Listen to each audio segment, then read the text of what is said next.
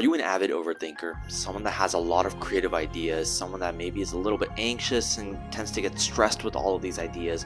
Or are you someone that doesn't really have proper structure to your day? Well, you're in luck because the best solution to all of these problems that you're having lies within the art of journaling. Alright, so before I go on to the nitty-gritty details of how to actually journal, I first just want to define what journaling is. In case you may have not heard of it before, in my eyes, journaling is the practice of expressing your thoughts, feelings, and desires onto this blank canvas.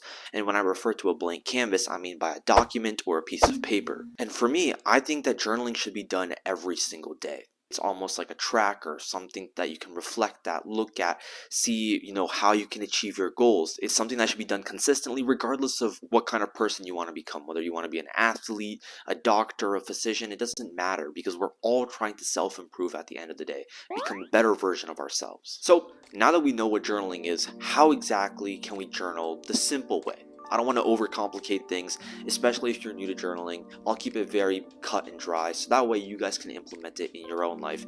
And then eventually you develop it, enhance it, and personalize a journaling strategy that works best for you. Alright, so there's numerous mediums that you can use to journal. I mean, the two most popular ones are either journaling digitally or on a piece of paper. Personally, I like to use digital platforms like Notion to go ahead and journal. I like to use Notion because it has a really easy to use interface and also you get a safe paper. But if you're a pen and paper kind of person, by all means go ahead and do it. There really is not much of a difference. Alright, so again, what is the simple and effective tactic that I personally like to use whenever I journal? So what I do when I create a new journal entry in my self-improvement section in Notion, what I first like to do is I like to write the time as to when I'm writing this entry.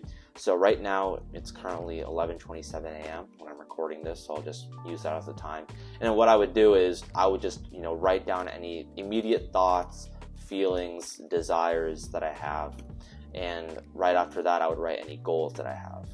And say for instance I missed out on journaling the night before or the day before, what I would do is kind of just recap on the stuff that happened the day before. So recap the day before in case I forgot to do so.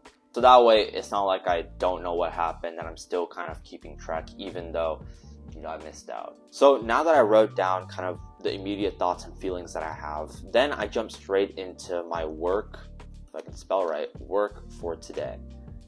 It's just basically a to-do list with all the different tasks that I have, and it goes on and on and on and on. This provides me more structure throughout my day and lets me know what I have to do, what my routine is, what I have to tackle before I can just relax for the entire day.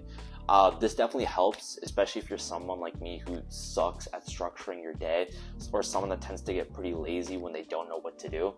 So just having this out right here, allows you to just be more proactive and know what you're doing and ultimately be more productive. And so then whenever I have another thought, I just write down the time.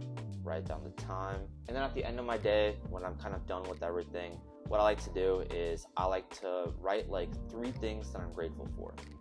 3 things I am grateful for.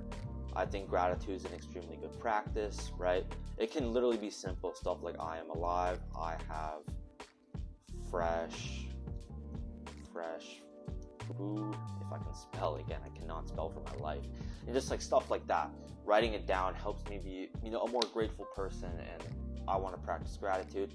And then at the end of everything, I just write down a quick reflection or recap, like overall, today was a positive day.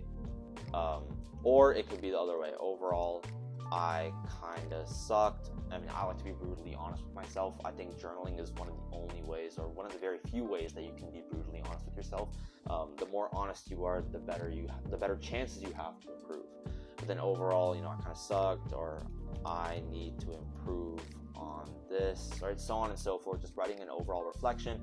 And at the end, what I like to do, right, with this journal entry, I just like to go ahead and title it based off of something important that happened in the day. Something important, something major, or just, I guess, the highlight of my day. I use that as my title for the journal entry. So yeah, guys, I mean, like I said, really not that hard. Something that you can implement and you should implement regardless of who you are, what you want to become in life. It's a great way to track your progress, measure your goals, and see the kind of person that you started with and the kind of person you are right now, and see if you're headed in the direction that you really want to head into. I think personally, like when you're really old or bored, it's always a nice feeling to look back at your past self and see how you've grown. After all, the essence of self-improvement is to grow. But with that being said, guys, I really hope you guys found something of value from this video. If you did, it would mean the world to me if you guys could subscribe, like, and maybe share this to a friend or two that may need to start journaling. But other than that, guys, thank you so much for watching, and you officially become 1% better.